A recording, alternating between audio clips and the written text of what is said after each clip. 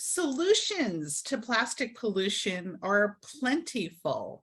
We don't need to wait for some big technological breakthrough. Profonde TV is sharing the interview desk with a guest interviewer. Victoria Herbert talks with the founder of Beyond Plastics, Judith Henk. Judith Henk is my guest. She is an expert on environmental policy and the founder of Beyond Plastics. She was appointed by President Obama to serve as the regional administrator for the EPA. So Judith, thank you so much for being here. I really admire the work that you're doing beyond plastics. So what are some of the solutions we have, and how did you come up with that title? Well, I came up with the title because I wanted something that described our mission in like 2 words or less. And I actually did an informal focus group with students at Bennington College where I teach. And we came up with that. We didn't spend money on a consultant. We just kind of put our heads together. And rather than relying on plastics, the first and best thing is to see if you can use reusable or refillable products. So for instance, if you're in an office setting, some people are heading back to the office, use this for your coffee, a reusable mug, not a single-use disposable. If you're out at coffee shops, bring your reusable mug with you. When you go to the supermarket, bring your reusable bag. There are more and more products appearing on the market that are either reusable, refillable, or made from concentrates. So it can reduce packaging. If you can't do reusable, refillable, then a much better option is materials like cardboard, paper, metal, glass. All of that can be made from recycled material. And then when you're done with it, if you can't reuse it, you put it in your recycling bin because it's easily recyclable. That's the polar opposite of plastics. At Beyond Plastics, we have found that the plastics recycling rate in the United States is only 5 to 6%. So that means over 90% of plastics used in the US does not get reused or recycled. So that means it either gets littered and might make it into our rivers and then the ocean, or it's buried in landfills where it lasts for centuries, or even worse, it gets sent to a garbage incinerator where it pollutes the air, primarily in low-income communities and communities of color. There's a phrase called environmental justice. That means when we have polluting facilities purposefully sited in low-income communities and communities of color, because companies think those are the areas of least resistance. So this is a big issue. And the nice thing is that there's a lot that we can do as individuals. And I can tick off a list of things, but the way we're going to solve this is with systemic change, passing laws and enforcing the laws to make sure we move beyond plastics. There was something that you did say. I got an email from you about the restaurant industry and how you can contact them and tell them how to use different things. I don't know exactly. I'm sure you could talk about that more. Like, for example, I ordered in dinner the other night, and sometimes restaurants give you the option to not use plastic utensils. At other times, they just throw in the bag.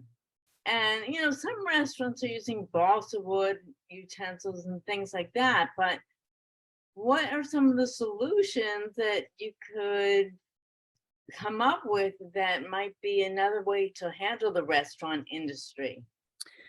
Well, Victoria, that's a great question. Just a few weeks ago, Beyond Plastics released a new report on how to reduce the use of plastic in restaurants. And that's on our website, beyondplastics.org. You can look at the full report, or you can print out a one-pager that you can actually give to your local restaurant when you're there as a customer. And there are a range of things. You mentioned when you get takeout, often you're eating at home. And most people have reusable utensils in their kitchen, so they don't need to receive all of the single-use plastic utensils that's often wrapped in plastic. Most people can manage without a straw. You don't need a plastic straw. But what we're finding is some of the apps, for instance, that give you the option of skipping the stuff. You can click and say, do not give me this mountain of plastic utensils. You still get it, because it's just a matter of habit. You've got a lot of low-wage workers that are just automatically filling bags. And so the city of Los Angeles, for instance, has adopted a law that says the default is you do not get all those utensils and all those plastic extras. You have to affirmatively ask for it. And that has been working out beautifully. So that's an example of, there's individual actions you can take, but if you pass a law, it'll affect millions of people and more likely be effective. That's great. I know. Over the years, have you seen an improvement? Have you seen it go back or, backwards? I mean, in the past few years, we had to use more not reusables, like, throwaways. I don't know what you call them, just undisposable. But I've just seen so much more trash lately because of the issue that happened in the world. Yeah, we were making some slow but inadequate progress, and then the pandemic hit, and there's no question there's been some backsliding since the pandemic. But the good thing is that none of the important laws like plastic bag bans at supermarkets, none of them were repealed. They were just delayed. But unfortunately, plastic is cheap. It's used to be made from chemicals and oil. It's now made from chemicals and ethane, which is a byproduct of hydrofracking. So for a lot of small businesses, they don't wake up in the morning and say, hey, let's buy a whole bunch of single-use plastic packaging because it's going to hurt the ocean. They get up in the morning and say, our budget is tight. We need to buy the cheapest material we can. And that's how you get stuck with items like polystyrene, known as styrofoam, plastic bags rather than paper bags. And unfortunately, it will be cheap for a while because of the glut of fracked gas. And so we're not making the progress that we need to make, given the seriousness of using so much plastic, what it's doing to our health, what it's doing to the climate change problem, what it's doing to streams and rivers and oceans. The trajectory is going up rather than down. I feel that for some reason, being in New York City, I feel that that's happening. So what do you think the biggest problem is? I mean, I have my pet peeve about water bottles, but what do you think is one of the biggest problems, I should say, in the plastic industry or the non-reusables? Well, it's hard to pick the worst offender. We know from doing litter cleanups, what we find a lot are cigarette butts, which include plastic. Cigarettes seem to be the last thing that people feel comfortable littering. They wouldn't think about throwing maybe a plastic water bottle on the ground, but a lot of smokers routinely will litter their butts. And they just throw them, right? Yeah, they just throw them. Maybe litter their butts is not the right phrase. So cigarette butts are a problem. Plastic bottles are a problem. Straws, bottle caps. And the caps are really a risk for seabirds, because the seabirds think that it's shrimp because it's sometimes red or orange, and they'll consume the bottle caps or bring it back to the nest of chicks, and the chicks will choke on the bottle caps. Fast food packaging in general. I used to live in Brooklyn, and almost every weekend I would go out to straighten out all my neighbors' recyclables. So we had everything in the right bin. And then while I was out there, I would pick up litter, and it just never stopped coming. Fast food wrappers, granola bar wrappers, Right. plastic. Man, what do you bags. do with that? All you can do is make sure you don't litter it, and don't and throw it out properly. And what we really need to do is have alternatives. But it's interesting. I've worked on environmental issues for decades. I've met people who are climate change deniers. I've never met a plastic pollution denier, because the evidence is everywhere. You walk down a city street, you see plastic bags in the trees. I know. Plastic bottles in the street, on the beach. It is everywhere, and it is getting worse. And now what on the other end of the spectrum, or maybe it's the same problem. I got an email from you the other day about PFAS on boobs, and like, can you explain that? Is that like a film? Is that... Yeah, well, PFAS is a giant family of chemicals that is mostly used to make things like grease-proof or slippery. So it's in fast food packaging. For instance, if you eat a lot of fast food, you're exposed to PFAS from the wrappers of the food, because they want to repel the grease. I never eat microwavable popcorn, because the inside of the bottle, the bag rather, has a layer of PFAS chemicals to repel the grease again. So no more microwavable popcorn, please. But it's also in rain jackets and clothing that is intended to repel water. And it's really hard to believe that we have not banned PFAS chemicals, because they cause terrible health consequences. And they're called forever chemicals, because they don't easily break down. They're with us forever. And PFAS chemicals are very commonly found in food packaging. So we need to be really mindful of that. I remember when I was a kid, even people would put their ice cream in the microwave to like get it softer. But now that you're talking about this, it's like disgusting. So the stuff that like comes in from even the cardboard packaging had to have a lining. And that probably went into the ice cream. Yeah. I can't even think about things like that. Yeah, definitely never put any plastic packaging or even lined cardboard into the microwave. I also no longer put plastic in the dishwasher, because it hits a high temperature and you don't want chemicals leaching out. Plastics are made from chemicals and fossil fuels. And those chemicals and additives and plasticizers sometimes leak if the packaging gets warm, or if it's exposed to certain things like acidic tea. Never have a cup of tea in a polystyrene cup, because the styrene will leach into the acidic tea. So that's like going out and getting coffee. Well, most places are using paper now, but even the paper has to be lined, right? So the paper, it's never ending, right? That's why you bring this. What is your vision for Beyond Plastics?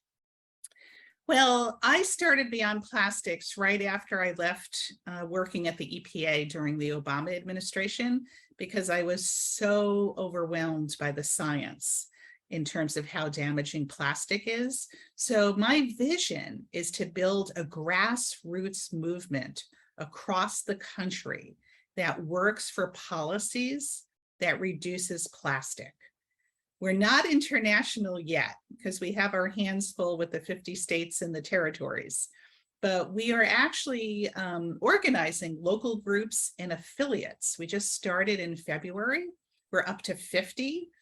3 people or more can establish a local Beyond Plastic group.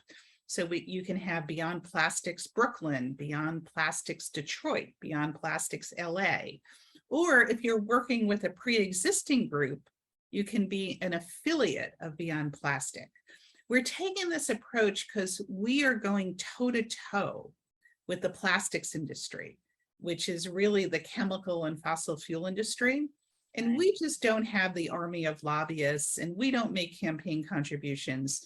So we are building the movement from the grassroots up. All we have is information and the ability to network with others. So my vision is to have Beyond Plastics groups and affiliates in every state and every territory of the United States, where people have timely information and are excited about working together for cleaner communities.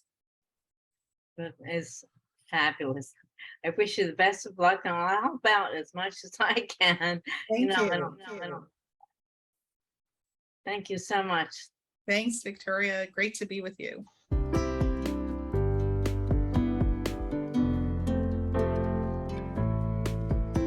You are watching CNJN. Professor of Biology and Oceanography Angela Whitmore, PhD, is trying to gather information on where is it all coming from? Because every time I go out on the beach, there's something else there. It's like things floating up, like styrofoam chunks, toothbrushes, medicinal, plastics, and it's really the water bottles too, which is my biggest pet peeve. It's just awful, and I'm just wondering what we could do about it. How can you explain what's going on? What you do in layman's terms, like for a real novice like me? Well, I am a coastal ecologist, so I study things all the way from the dunes to the near shore reefs. So part of my studies include, of course, beaches. I did a lot of work on beaches and beach organisms, but I'm much more of a marine invertebrate. But organisms and on the beach and near shore of the beach are very dependent upon the conditions around it. So if we start littering, we start changing the habitat that they live in, that affects them definitely detrimentally. And so, although my little critters may not be affected so greatly by large pieces of plastic, the small pieces definitely are even showing up in their digestive system. So, and those are the areas that I study frequently. What drew you to do this in the first place? So I was first interested in beaches via hurricanes. So hurricanes come through frequently, and I was sort of curious, like, how does this affect organisms on the beach? And so I started studying organisms and communities on beaches and the effects of just natural changes, natural disturbances that occur. So my interest in beaches stemmed from just the observation of knowing that there are animals on the beach that we can't always see. And they are affected by everything that we do on the beach. They're affected by walking on the beach. They're affected by storms that happen on the beach. They're affected by, of course, any debris that washes up on the beach. So my recent research looking at beach plastics and marine plastics that come ashore actually came from some citizen scientists, the Friends of the Palm Beaches, were noticing that there was certain types of trash that was coming ashore more frequently. And so they stopped by, being good friends, and we started talking about, hey, gathering the trash, is there something that we can do with it? Is there a way that we can collect it? Is there any scientific knowledge that we could try to understand maybe where it's coming from? Why is it coming in certain times a year more frequently? And so we started looking at that. So my expertise in beach morphology and the way the beaches look over time And of course, the organisms on the beach sort of has helped stemming my interest into going a little further and examining plastics. And so we've been working with them. They've been collecting many different types of plastics and debris that's been washing ashore and bringing it to the facility at Palm Beach Atlantic University. And I have some coworkers that are working on other aspects, microbial work. Mine is mostly just looking at trying to understand where it's landing. We are doing this to gain a better understanding of what happens to plastics when they fall ashore, when they move through our local waters. This is all in hopes to gain an understanding of the effects of plastics in our local ecosystems. So this is our GPS device here. So there's an email address on here. If you find it, please contact us and let us know so we can make arrangements to collect it, because we do want this one back. The significance of this experiment is to try to really understand how plastics affect our local ecosystems, and even more importantly, how even some of this biohazardous waste affects our local ecosystems. We have these drift cards. If anyone finds them, what they need to do is there's information on them to keep this, do not throw it back in, and to report it. There's an email address on here to report where you found it and when you found it. If these do remain in the ocean, they are biodegradable. It's marine plywood, so it will break down over time. But at the same time, we don't want to add anything if we don't have to. So if you find it, keep it. It's a nice little souvenir for you guys. Is it coming from cruise ships? Is it coming from garbage trucks just throwing garbage? I mean, I saw sneakers floating up too. You know, it must be falling from somewhere. I don't think, well, I know kids sometimes throw their sneakers in the water, but it's amazing some of the stuff that floats up. And also fishing nets are coming up. Very true.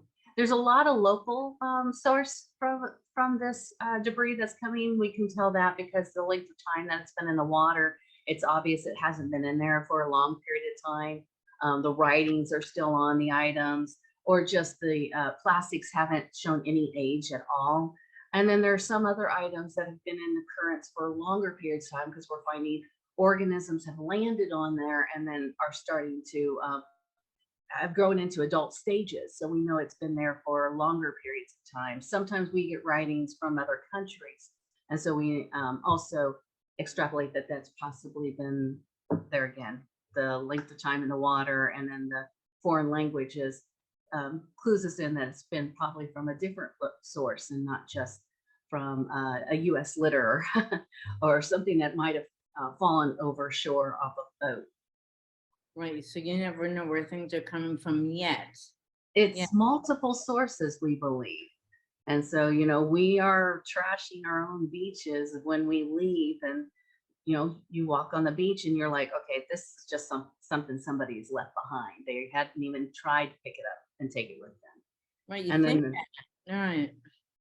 yeah, it's mind blowing with all this recognition, even though today we're talking about plastics and people know not to litter, but it still happens. And Right. that, you know, trying to change that mindset of, oh, it just fell off, I'm not going to go stoop down and pick it up. If it stayed in my bag, it would have been fine, but it didn't stay in my bag, so not my problem. Right, right. So that is one of the biggest challenges, you know, helping out the marine life and beaches, is because people, do you think it's because people are not diligent and don't really care? I mean, I guess I'm kind of answering my own question. I don't know. What do you think? There definitely is a lack of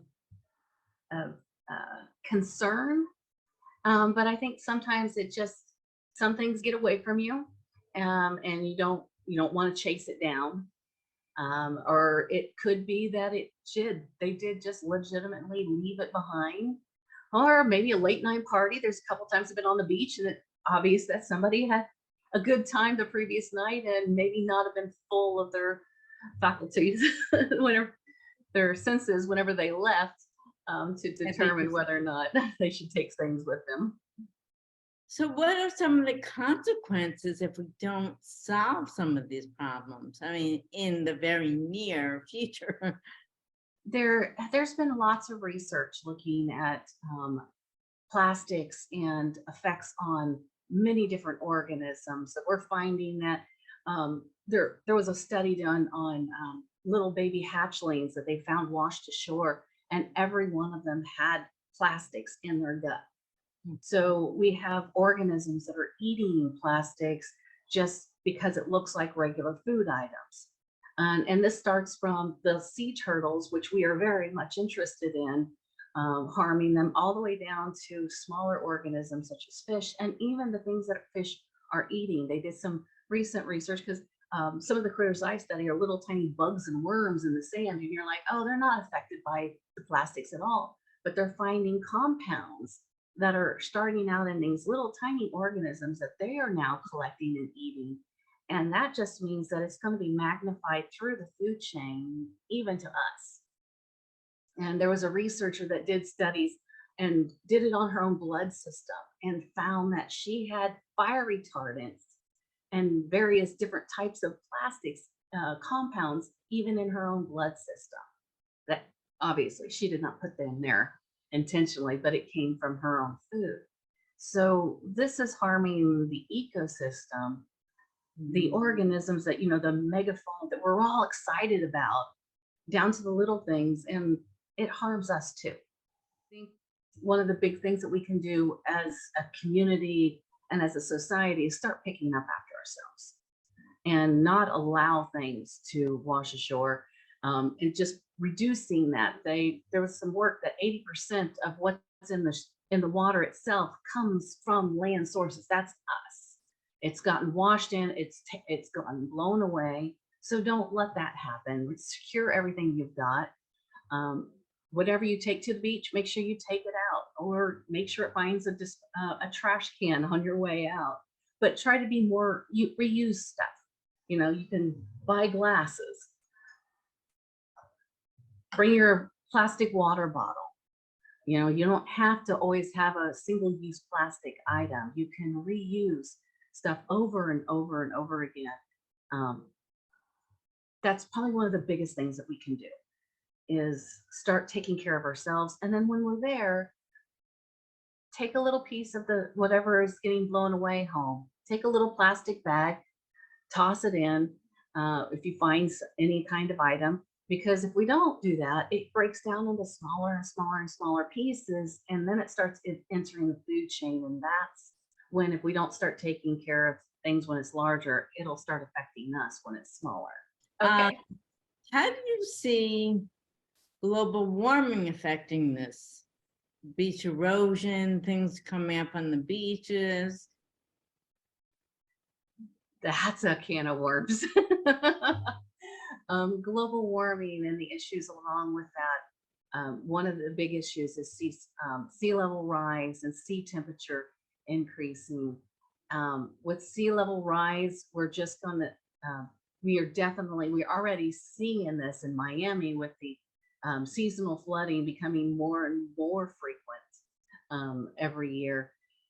But with sea level rise, organisms that are in one position, like we see in coral reefs, are eventually going to get out of their favorable zone of where they like to live. They're going to end up deeper than where they currently are. And that's going to affect the presence and absence of many different species, of whether or not they can even survive that. Will it look like on our beaches? Will it rise so much that we won't even have a beach, and all we will have our seawalls going all the way down as we're trying to protect our own development? There are some parts of the world, and even within our own country, that they're just relinquishing the shoreline as the sea level rises and comes up. They're just moving backwards.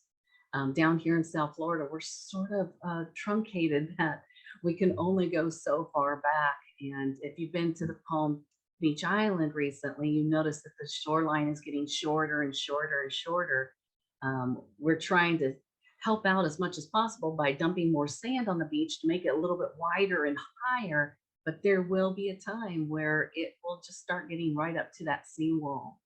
And we'll have to start making new decisions of what is going to be best for our city and for the habitat of the organisms that live within. Because if we don't have a beach, we're not going to have the turtles. Giving us a lot to think about. As There's a usual. lot of topics you talked Thanks for shedding some more light on the problem. about. It was wonderful speaking with you. The most challenging part about conducting the research is actually dealing with the elements, coming out on very hot days and being able to survive while you're grabbing your cores, and then coming out on very cold days. We were out during one project, it was 40 degrees and we were having to get into the water, come back out and do that for an hour and a half.